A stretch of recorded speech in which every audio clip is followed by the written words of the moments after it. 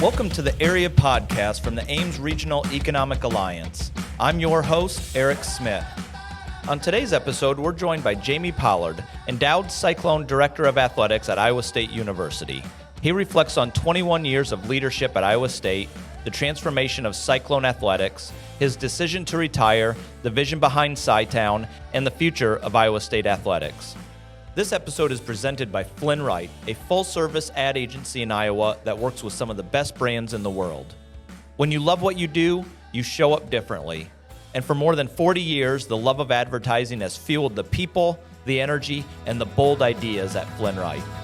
Jamie Pollard, thanks for being on this episode of the Area Podcast. How are you? Good. Thanks for having me on. Well, I think it's a name that needs no introduction, but I'll give it. The Iowa State Athletic Director, and recently announced your retirement. How are you feeling? I know I asked you right before we hit record whether you get a lot of these requests, and you said, yep, more now than previously. So, well, I get asked a lot, like, how are you doing? And I say, good, I think. I don't really have much to compare it to because this is, new territory for me. Yeah. But no, all in all good.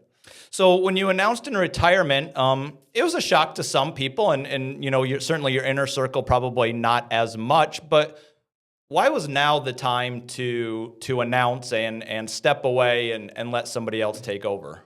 Well, number one, Ellen and I had always talked about, at the point in time we would get to this stage in our lives, we wanted to make sure we did it while we were both still young and healthy so that we can enjoy whatever's next. Yeah. And so it's something that originally I thought I would try to do around 60. And, Dr. Winterstein talked me out of it when I first had the conversation with her 2 years ago. And large part was because she was getting ready to retire. Yeah. And we both felt that having both of us leave at the same time probably wasn't in the best interest of Iowa State. So now I find myself 2 years later, and the second part really was having just a conversation with Dr. Cook about, I'm excited for him. I think he's doing great things. And I knew I wasn't going to be here for 5 years, right? And so, I just flat out asked him, I said, would it be better for you if I told you 2 years from now that I'm going to be leaving after you've kind of gotten everything in place? Or would it be better today so that you can kind of build that into whatever you're going to put in place? And obviously, we both came to the agreement that it was better to do it now than to interrupt any momentum that he creates over the next several years. Yeah. Well, we're going to talk about just the last 20 years and certainly talk about some of the highlights, but has it settled in yet that your new reality is sort of on the horizon? Well, it's no, because again, I'll go back to I don't really have anything to compare it to. Yeah. I'd liken it, I guess, to maybe you're like leaving to go take another job, but it's a different kind of job because you're going to be self-employed, so to speak. So, but at the same time, I do feel relief that it's out there because it's something that, we had been contemplating for the last several years and quite frankly had been putting things in motion behind the scenes. We sold our house here in Ames 3 years ago to start preparing for that moment. And so it feels good to kind of just have the quote secret out in the open. Yeah. But you quickly realize like life goes on without you, and that's okay. But you do realize it when you start planning for like the day. For example, I'm a planner. So it's like, well, what day am I cleaning out my office? Because they use my office for a suite on game days. Yeah. And so you can't just take everything down in the office and then have holes in the wall. And so you got to stage that out. So we've picked the date that we're actually moving everything out so that the university can come in and repaint. And so when you start making those type of decisions, it gives a feeling of finality.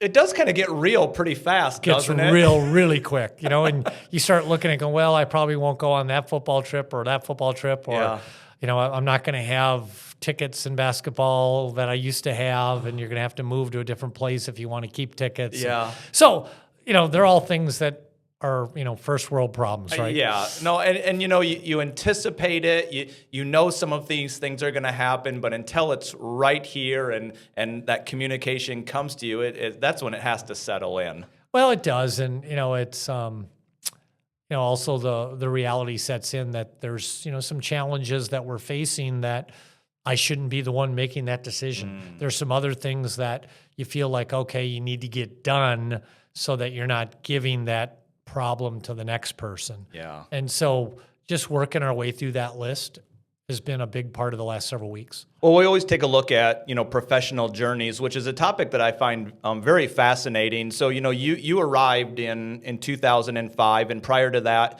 you were at the University of Wisconsin in athletics. And so over the last, 20 years, have you had a day off? I mean, and so now when you bring up the topic of, the decisions they need to be made, within athletics, and maybe I'm the one, maybe I'm not the right one. How do you transition some of that? I mean, you're on 24/7 the way it is. Well, when you're a public leader, you're on 24/7, but I also don't want to be a martyr here and say, like, did I never have days off? I had plenty of days off, and I had plenty of fun and some really good times. But when you're a public leader, you're never away. Even if you're on vacation, That's what I mean. You're on because anything that happens, you're responsible for. Yeah. And that part I'll gladly turn over to somebody else because, I've said to some people, I look forward to getting up in the morning and knowing there'll be problems, right? Yeah. There'll be problems I created that I have to deal with. Right now, I wake up in the morning and it's okay, what other issues did other people create for me that are now my problems, right? So that part, as a public leader, I'll be glad to kind of be out of the spotlight. Well, let's kind of expand upon that. I mean, over the course of 20 years, I would imagine that your leadership acumen has evolved and grown from, the first year when in 2005 when you were in that role, and then the entire landscape of collegiate athletics has shifted over the past 20 years to the point now where everything is newsworthy and 24-hour news cycles. I mean, and it's just all evolved and changed. Like, did it shock you over the course of a year, or was it so incremental for you and situation by situation in your leadership that you just took on whatever was in front of you and then learned as a result of that? It's a great question, Eric. It's what I would say is, when I came to Iowa State, I was thrust into a very public leadership position, and you immediately get asked to opine and give your beliefs about leadership, right? And two things I would take from 2005 and say, what you didn't know when you got thrust into that first quote where everybody knew you were the public leader. You had been learning leadership throughout your career. You just weren't like the person that was on the point. And I say that for everybody that's listening. Yeah. You're always learning leadership skills, even if you don't think you're the leader. All right. So that was number one. And then number two, in 2005, I remember getting asked some of those questions and the water is dripping off the back of my ears about I remember thinking what do I know about leadership? Because this is my first time. Well, it really wasn't, right?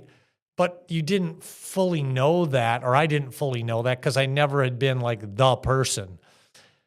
What I would tell you 20 years later is, the accumulative effect of 20 years of being, quote, the public leader, that I have a much better understanding of what effective leadership is really driven by than I did in 2005. Because in 2005, I just had no idea. Even though I had a whole host of experiences that prepared me, I wasn't in a position to opine about it, right? And so what I would tell you over that 20 years, the most important thing that I've learned about leadership is it shouldn't be called leadership, it should be called followship. Because the definition of leadership is you have to have followers. If you don't have anybody following you, then you're not leading.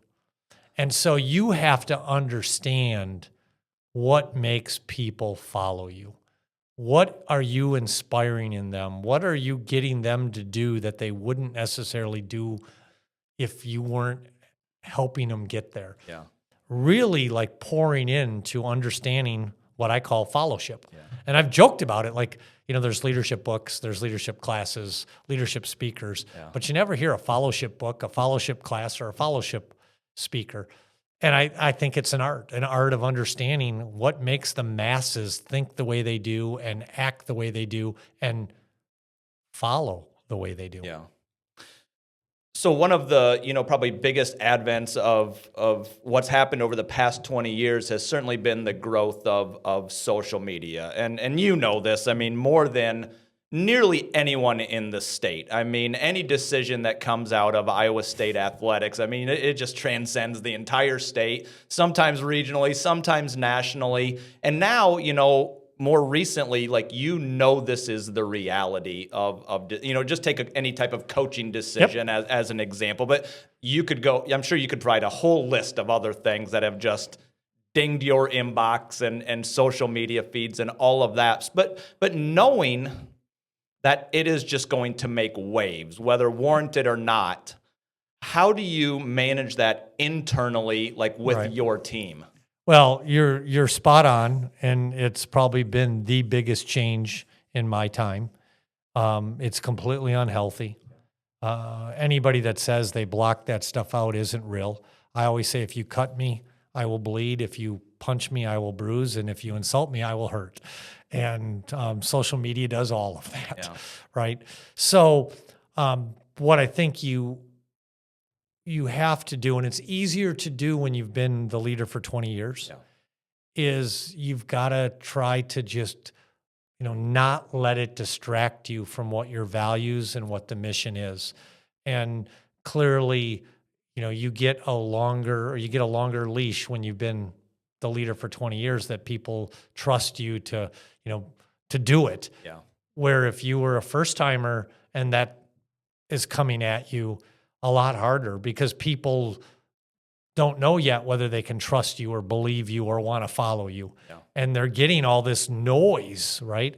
And so we spend a lot of time in our organization talking about that. The other thing that I think we've done, and I think we've done a really good job of, and it changed, quite frankly, after COVID, which was not relying upon others to deliver our message anymore.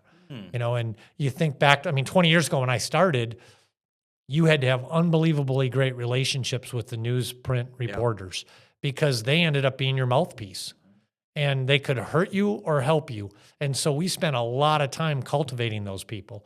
And what evolved over time was they became less influential as social media became more influential. The newsprint had their own battle, right? Yeah. Because their industry has been attacked by that social media.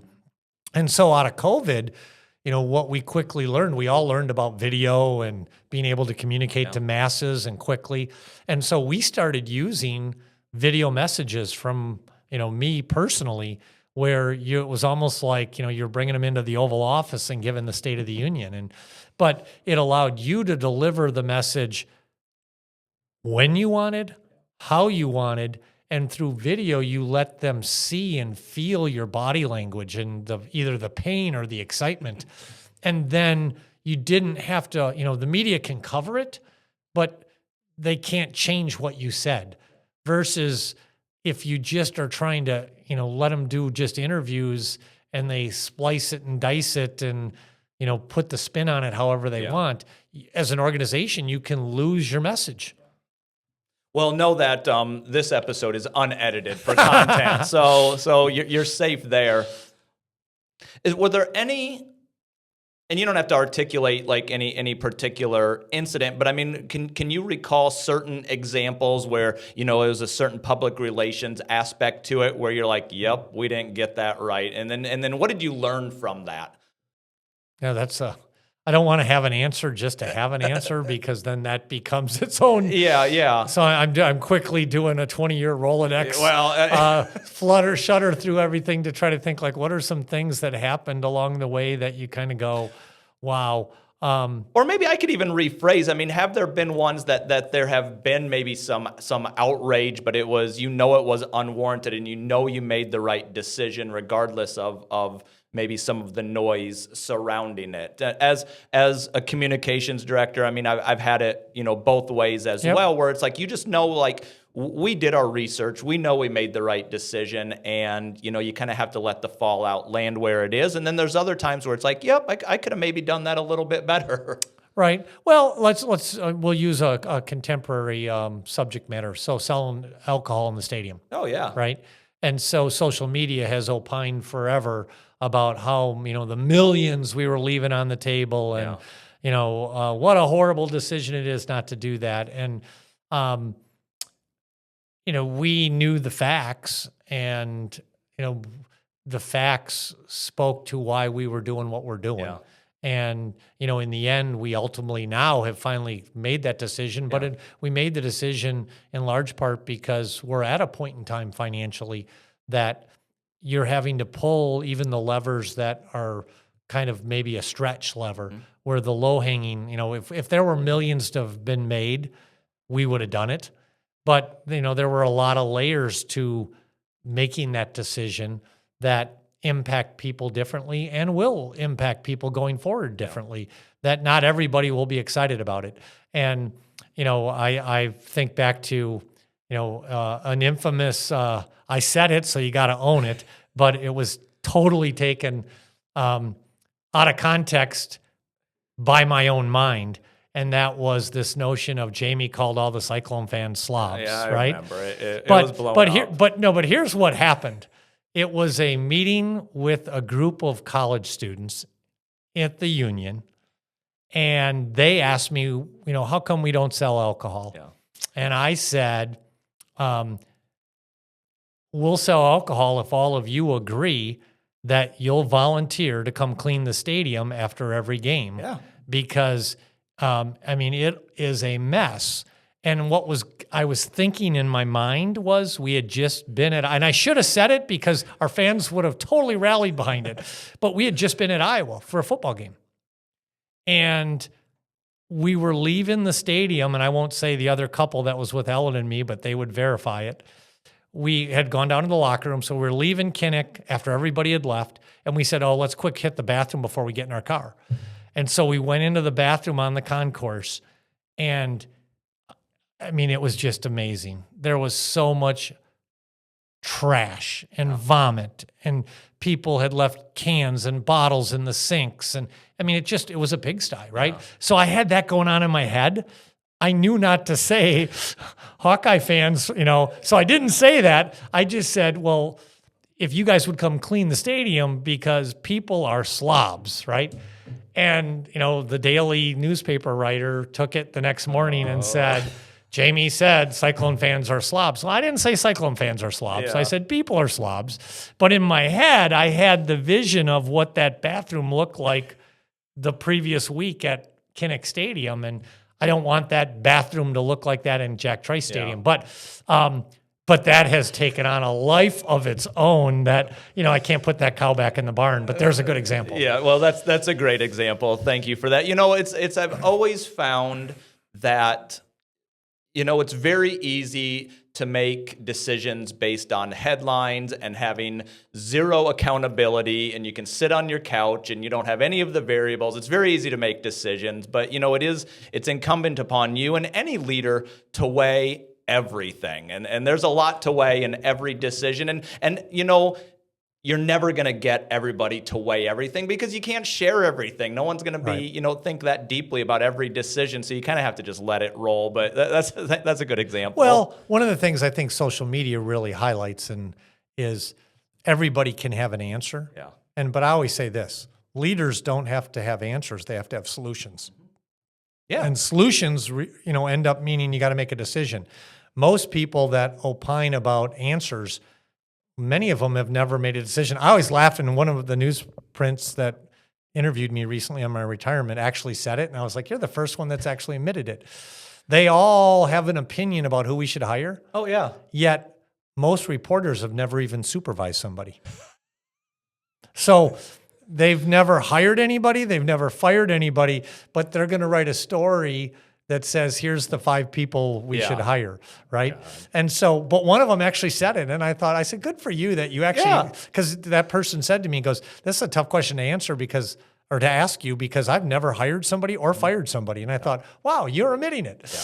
Well, I've always said, at least based on my experience, leadership is underappreciated to a large extent. And it's just because you can't let all that noise influence everything you do. You got to make sound decisions based on the data and the information that you have. And that's not always easy, because as a result of that, you got to withstand a bunch of stuff too. And you know. Well, one of my mentors had always told me this: if you're strong enough to make a tough decision, you're strong enough to correct a bad decision. Oh, that's fair. And I've always kind of tried to live by that, where I've been AD 21 years, never once have they called me to Mary Greeley and said, see that person in that bed there, should we unplug it or not? Should they die or not? Yeah. I've never had to make a life or death decision. Sure. Now, we as leaders make many of our situations life or death, because we go home and fret about it and stress about it. But more often than not, it's just a tough decision. And as you said, take all the facts, make the best decision possible at that moment. And if it turns out not to be a good decision, then be bold enough to correct it. Well, and that's fair, and I think good leaders do that. A previous coworker of mine, he was in a leadership position, and he had a tough decision to make, and he was hearing from this person and that person, and he said, I think I'm going to let the person, if this goes bad, whoever has to clean this up, I'm going to let them make that decision. And that person is me. So thank you, everyone, but I got what I need. So anyway, so let's take a look back at some of the past 20 years. I'm going to throw some statistics out there. You've heard them, you know them, quite frankly, you lived them. But I think it shows the evolution of not only your role, but the importance of collegiate athletics, certainly in Ames, but again, across the state of Iowa. But I mean, we're looking at licensing. And so I'm going to give you front stats and back stats from 2005 until most recently. But media and licensing dollars, nearly $8 million in 2005, all the way up to $43 million most recently. Your budget going from $28 million 20 years ago to $140 million most recently. Ticket revenue sales, testament to not only you, but the team and really the culture around Iowa State athletics. $9 million in 20 years ago to $23 million most recently. Hearing these numbers, what does that communicate to you? Well, our organization has become a really large economic engine to Central Iowa and the state of Iowa. I know we're talking a lot about leadership, and one of those other stats, when I started in 2005, we had 50 full-time employees. Yeah. We now have 250 full-time employees. So Iowa State athletics has become this very, very significant economic engine to our community, Central Iowa and the state of Iowa, and I take great pride in that. Yeah. Well, as you should. But let's talk about briefly, just the statistic that you brought up, the growing from 50 to 250. I know it was incremental, it was over 20 years, but there had to have been some growing pains through all of that. I mean, I've talked with people who are going from, 10 employees to 20 employees, and there's this sense you can't wrap your arms around it anymore. I would imagine that there had to have been some of that for you as well. Absolutely. It's probably one of the biggest kind of stress points for me, because when we were 50 employees, we were all in one building. You knew everybody, you knew their spouses, you knew their kids. You saw them going to the bathroom, right? Yeah. Everybody, you passed them in the hallways. Now with 250 employees and 8 buildings, there's just people everywhere. I'm older, they're younger.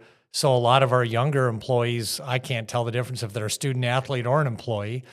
Since COVID, the ability for people to not, it used to be you got a job in college athletics and you stayed, but now people will, change jobs, so our turnover rate is a lot higher with 250 people. So people come and go before you even get a chance to get to know them.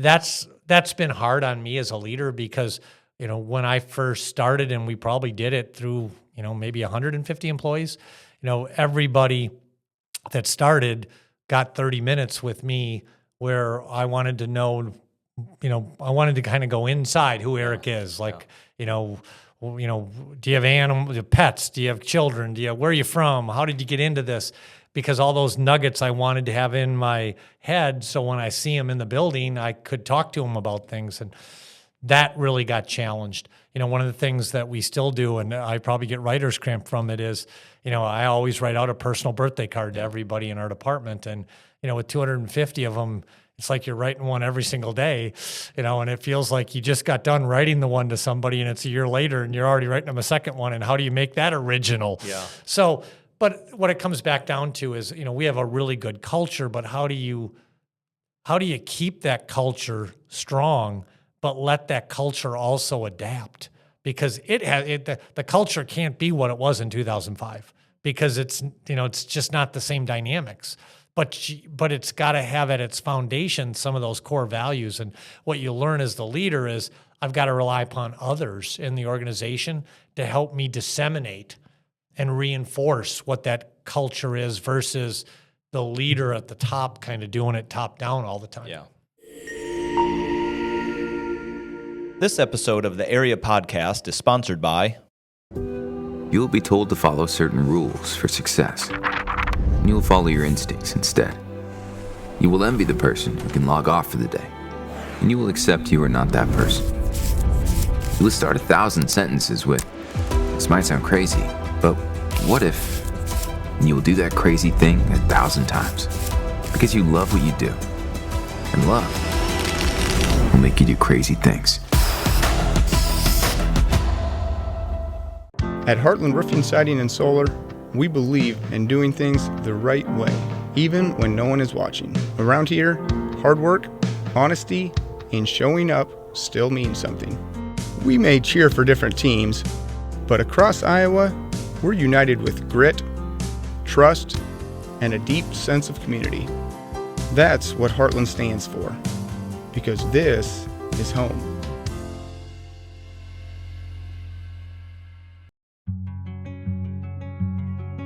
At Northcrest Community, we've made a lot of changes in the last 60 years, but the best things have remained the same. I'm Dawn Borwig, CEO of Northcrest, and I want to tell you why. When you choose Northcrest, you're beginning a new stage of fulfilling, worry-free living. Say goodbye to the burden of home maintenance and hello to an active, engaged community.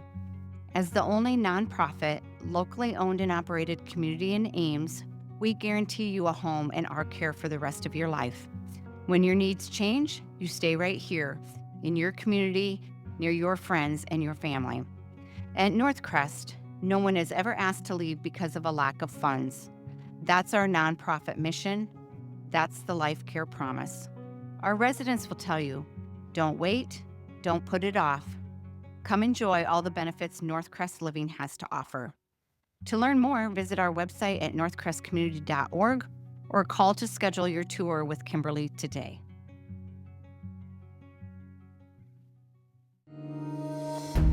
Just south of Iowa State University, in the heart of the Midwest, sits the Iowa State University Research Park, 550 acres of opportunity and innovation.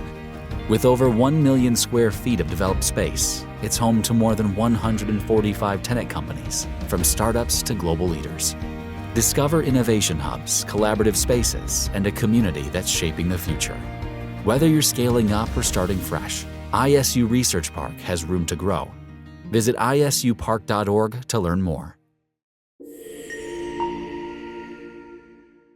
So right before break, I really enjoyed, you talking about and acknowledging how your leadership has changed. And really today, you are, the leader of like this huge machine, this huge engine that has an impact, across the nation and obviously locally as well. And you talked about how, your leadership had to change and adjust. And part of that was equipping others. I would imagine that there was a part or a time where that was difficult, where a lot of the decisions probably funneled between you and maybe a handful of other people. And now decisions have to be made across the athletics department that you probably see for the first time when the decision has already been made. Or when it gets reported. Correct. Yeah. How odd is that?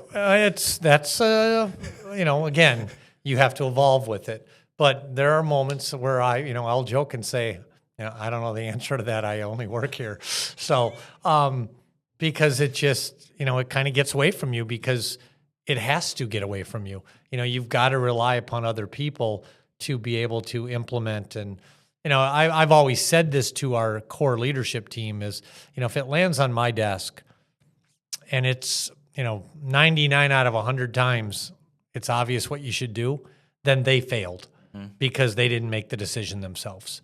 The ones that should land on my desk are, it's like, oh gosh, it's a 50-50, it's a jump ball. And, oh, darn it, why am I the leader? I got to make this call. But that's part of the process, because you need to empower them. And that also helps them grow as leaders, so that, because if I look back on my career prior to 2005, Coach Alvarez, Pat Richter, Debbie Yao, those leaders did that for me and thrust me into a spot where they counted on me to make the decision. Yeah. Right. And so that's part of natural growth, but it also can be uncomfortable, because you're like, oh, really? We're doing that? Okay. Yeah, I'm all for that. But as a follow-up to that, I would also say one of the things, and if you were to have any of our leadership team in here, I think I would almost positive they would agree with this, is I've also always told them, even if you make a decision that I would have 100% disagreed with, I've got your back. Yeah. Because I put you in the spot to make decisions, and I trust you to do that. And I'm confident that more often than not, you're going to make the right decision. Yeah. So make decisions. Well, and from a culture standpoint, those can't just be words from you. I mean, it's you can say it, but you live it as well. You got to back it up, and your team has to know that you live that as well. That's incredibly important. So let's talk facilities. Today in collegiate athletics, I mean, facilities is a huge component of not only recruiting athletes, but coaches, and just building this overall program. You spend money in hopes that, money also returns and flows. And I feel like you were sort of ahead of the curve on this when certainly the renovations to Jack Trice Stadium, I don't have the year in front of me, but I mean, you bowling in that end zone was a huge decision, even before I think it felt like some of these facility upgrades were the norm across the United States. Well, I would say probably one of the biggest impacts our leadership team has had over the last 20 years is bringing our facilities up to par to give us a fighting chance. And I think back to some of the early decisions, especially in Jack Trice Stadium, they were driven at fan facing, meaning most people maybe in our community don't even remember when the concourses were on the outside of the stadium, and it was the old smoking deck, but they were so tight because the bathrooms were all on the inside, or there were porta potties, and trying to walk around the concourse. I mean, the concourse was half the width it is today. Yeah. Now, I'd argue that the concourse is still pretty crowded, but back then we were getting 30,000 people at the games. Now we're getting 60,000. Right. But whether it was putting in the video boards on both ends of the stadium. We used to have a little postage stamp scoreboard on the south end.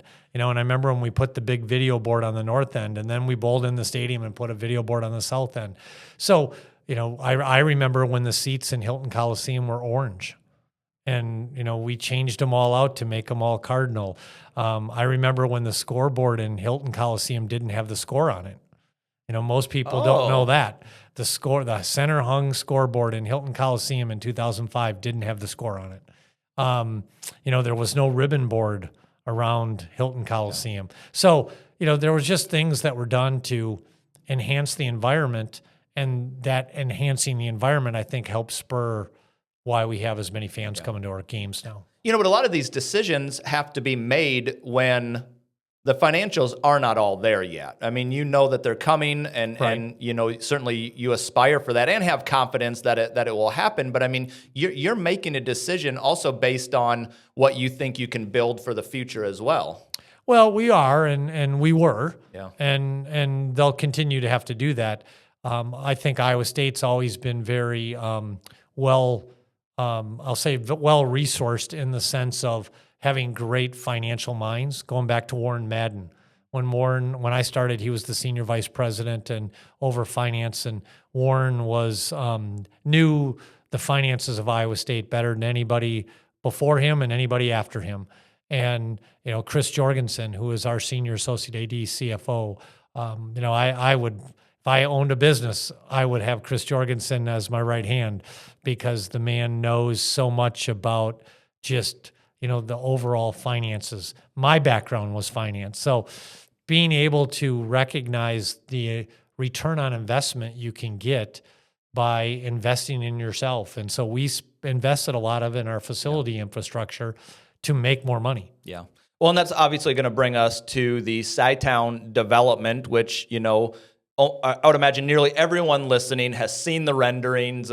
They likely have been between Jack Trice Stadium and Hilton Coliseum, and the McFarland building is going up, and all the pavement is now new. Briefly talk about just the origins of CyTown.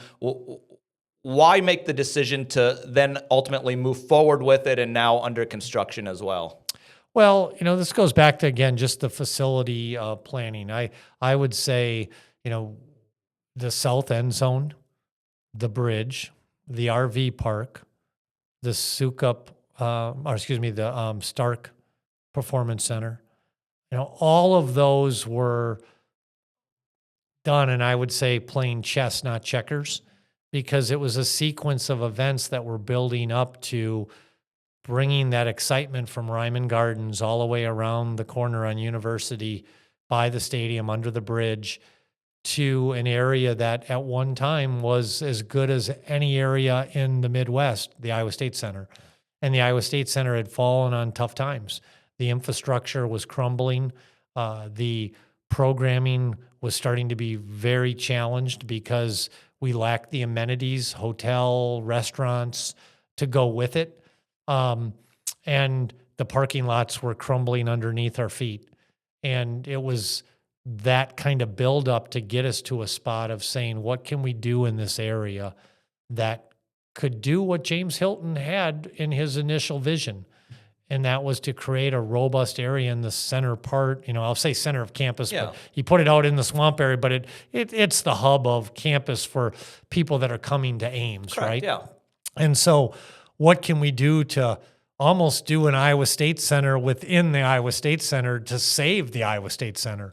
And in essence, that's what CyTown became, is how can we better repurpose the use of a lot of those parking lots to be able to drive some new revenues, to be able to, enhance that area. And, I look at the parking lots today and where they were 5 years ago. And, 20 years ago, even Warren Madden, as great as Warren was, that was one of those challenges that none of us had an answer to. McFarland Clinic essentially paid for those parking lots to be paved through their lease. Now, we don't want it to be paid back over 30 years, so we need to get the other projects going, because then the revenue comes in quicker. But if, all that ever happened was McFarland in the parking lots, the university came out ahead. Yeah. Oh, really? Because the McFarland lease over 30 years pays for all that parking and the infrastructure that went in underneath those parking lots. Dr. Winterstein and I used to always joke and say, if CyTown never goes to the second phase, we've got great parking lots finally, and someone will thank us that all the infrastructure got put in, because they'll eventually build on it. We now know we're going to break ground September 2nd, and CyTown will get underway. And so, 2-3 years from now, people will look back kind of like we do on the parking lots today and just go, oh, so they won't remember what it was like, right? So that, 2 or 3 years from now, when CyTown's up and running, people probably won't even remember that at one time that was crumbled parking lots that were in the floodplain that were down 5 feet to 7 feet below where they are today. So then what is next for the phase 2? So the university will host the groundbreaking on September 2nd. And, that will kick off the next phase, which is the retail, the offices, the suite buildings, and the hotel. Okay. And then the infrastructure of the spine, and then the Sukup silo, which is the amphitheater. Yeah, which will be an incredible add. I remember when the McFarland building was announced, and, I talked with Rick Sanders. He was sitting right here, and you've come to meetings and I've been a part of where you articulated why that was such an important first phase for CyTown, because it's not just what do we do on game day. It is establishing habits that, when CyTown is eventually all developed and we have the retail and potentially restaurants and all these things, that it becomes normal for the people who live in Ames and then people to visit Ames to go there. And part of that was just introducing increased traffic through the McFarland building. That's what most people don't stop and think about, and it kind of goes back to an earlier question about having the vision and the finances to think about how an investment pays going forward. But the reality of it is that CyTown wasn't going to be built if it was just 7 football games and the events in Hilton Coliseum. It needs those. The coffee shop, the retail store, the hotel need activity on a daily basis. Yeah. And so you had to create some new daily uses. McFarland brings almost 1,000 unique patrons on a daily basis, between 150 employees and almost 750 to 800 appointments a day, Monday through Friday. Yeah. That's 1,000 people coming to that space that aren't coming there today. Okay, the amphitheater brings an immense opportunity to create programming that will bring people to that space that aren't currently there. And so the whole concept of doing things like that, the fact that the boys' high school basketball tournament has moved here, I think speaks volumes to that. But that, we're not excited because that's going to be here because we might get the next Taman Lipsy or the Fred Hoiberg.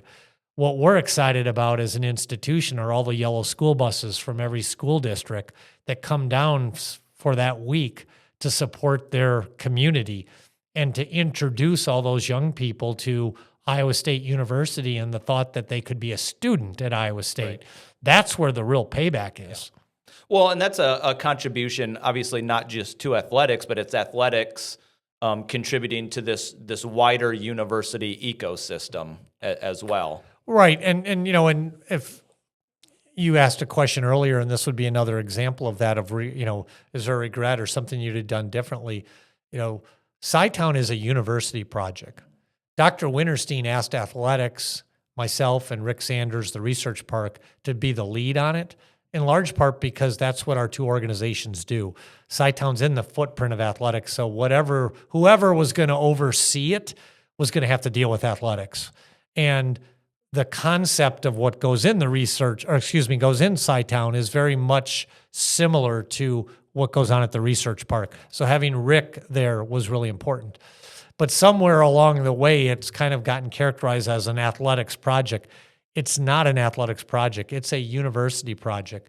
And that is something that I wish maybe in the beginning we would have thought about that a little bit more, because I think so many people think about it, well, is this a drain on athletics, or why is that? No, this is an opportunity for the university to diversify. If the university wants to be successful going forward, it can't just be tuition, fundraising, and research dollars. They've got to find other ways to generate revenues, and CyTown is an amazing opportunity for them. So you talked about the amphitheater, and I think that leads into different programming at Stevens Auditorium, and I don't know that I've heard you say this, so I don't know if this was You'll tell me if there was a correlation here, but I know the timing is not lost on me when, 2 years ago, George Strait comes into Jack Trice Stadium. It was the first stadium concert in 35 years or something like that. And then this year, the follow-up with Luke Combs in April, and then Post Malone and Jelly Roll more recently. I was at all three of the concerts. I'll tell you, it's amazing. I mean, to see Jack Trice Stadium filled up for a non-football game. I mean, it's rocking, it's loud, people are loving life. I mean, tell me the origin of bringing concerts back, and please do more. Well, so yeah, a lot to unpack there.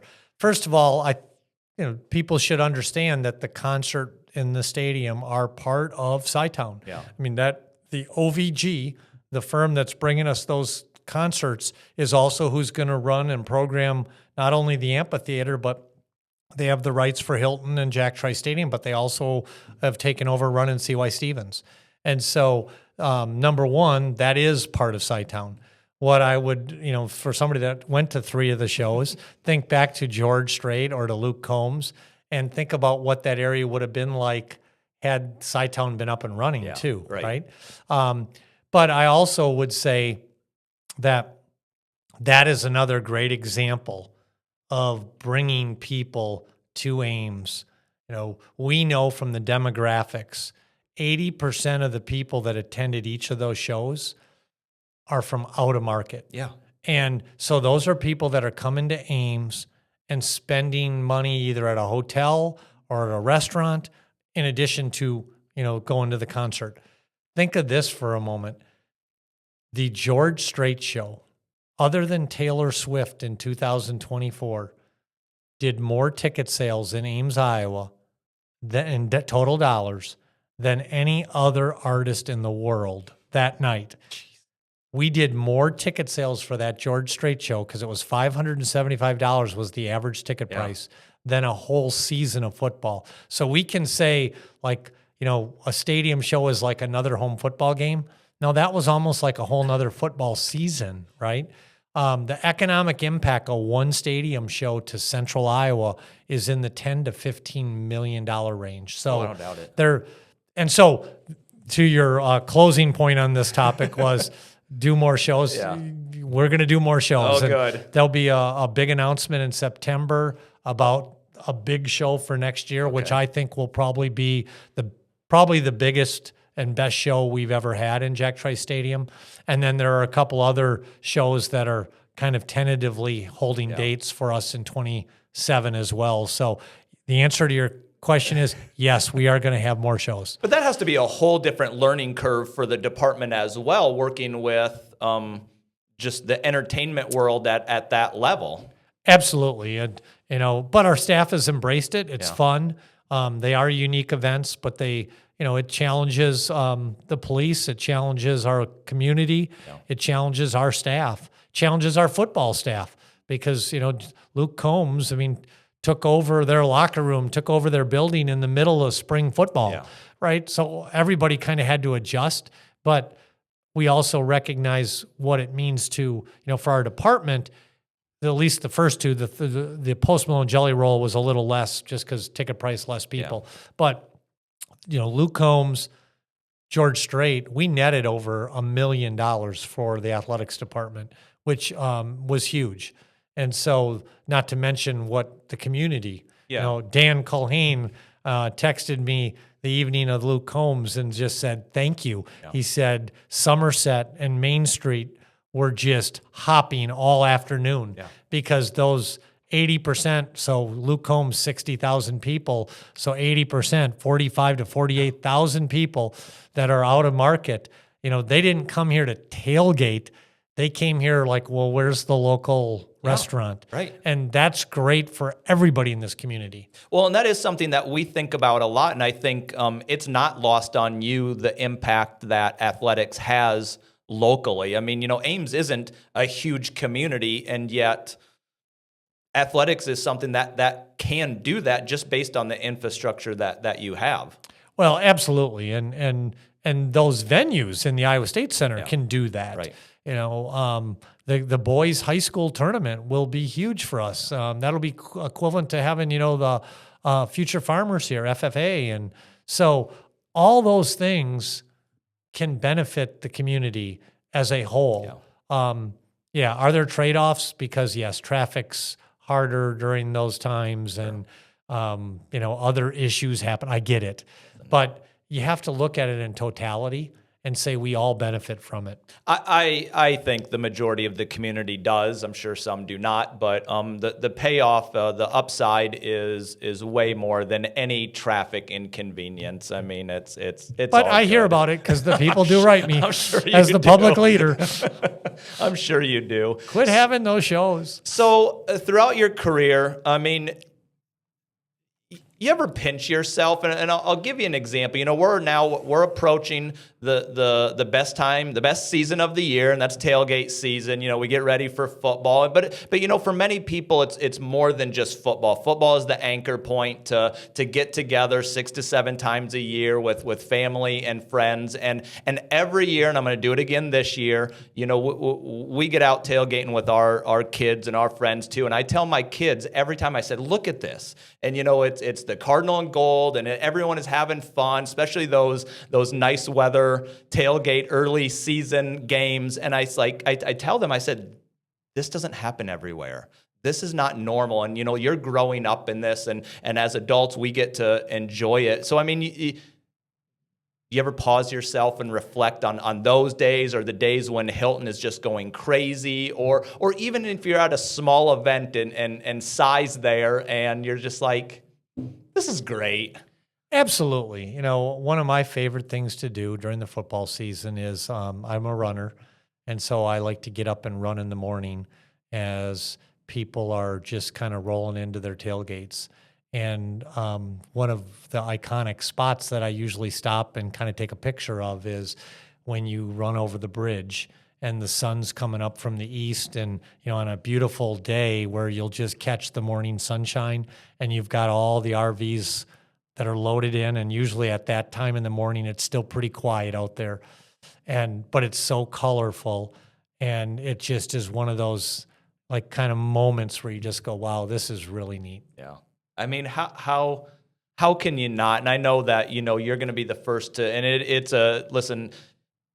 it's a team sport. I mean, running the athletics department is a sport in and of itself. I mean, it truly is magnificent. And I do try to make the observations, on those football games. And now we're inside Jack Trice Stadium, and like there's the coordination of everything from, you have to coordinate the TV schedule, but the band is playing, and the team runs out, and there's all of this going on. It's just so magical. I mean, I don't know how else to describe it, but you're really the architect of it in many ways, in that, people are there because of the many things that, you and everyone in the athletics department has built.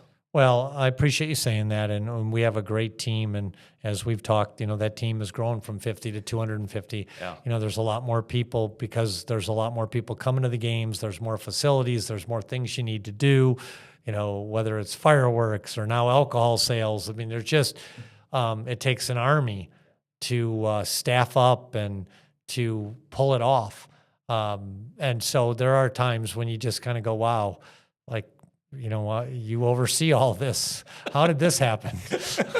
And what's interesting with sport in general, and probably even more so with collegiate sports, where, certainly players are going to come and go, and even coaches come and go to a certain extent. But, the amount of Cyclone gear that I have in my closet, I'm sure it's unfathomable how much Cyclone gear you have in your closet. But that's what we're cheering on and representing. And certainly living here in Ames, in the heart of Cyclone country, I feel like it even means more. Or anyone who has walked the campus, it means more to those people, even if they don't live in Ames. I mean, it runs deep, and that stuff passes through generations, as you know. Well, you're right. I always say the front of the jersey matters, and Iowa State University, and it does. The generational love for the institution and the folks that bring their grandkids and have been doing it for years.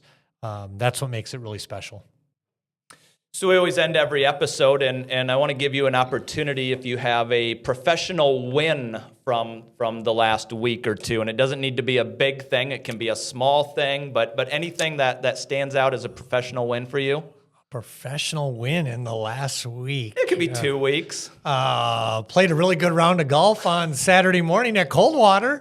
Played with my 2 sons, and had my best round. So that, I don't know if that's professional, but that was a personal win. Professional win, like in the last 2 weeks. What are some of the things that? Wait, did you beat them though? Well, my one son, he was on the state championship team at Gilbert, so we're not beating him. But I did beat my other son by one on the last hole. But flex. Yeah, flex. Yeah, I love it. Professionally, in the last couple weeks, big wins.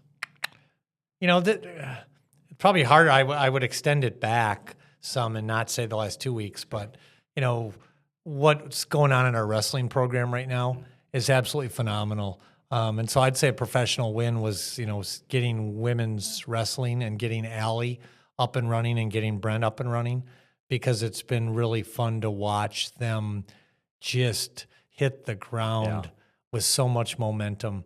And I'm so proud of, what Allie has the ability to represent for young girls in this state, both as a coach, as a mentor, as a role model, but also as a mom. Yeah. Well, that's really great. Well, we could go on and on, but I'm not going to keep you. Jamie Pollard, Athletic Director at Iowa State University, thank you for coming on this episode. Well, thanks for having me on, a longtime listener, but first-time caller, I guess, by being on the episode. So thank you. Well, for everyone listening, I hope you enjoy this episode and certainly share it with others. This is the Area Podcast from the Ames Regional Economic Alliance, personal stories, professional journeys.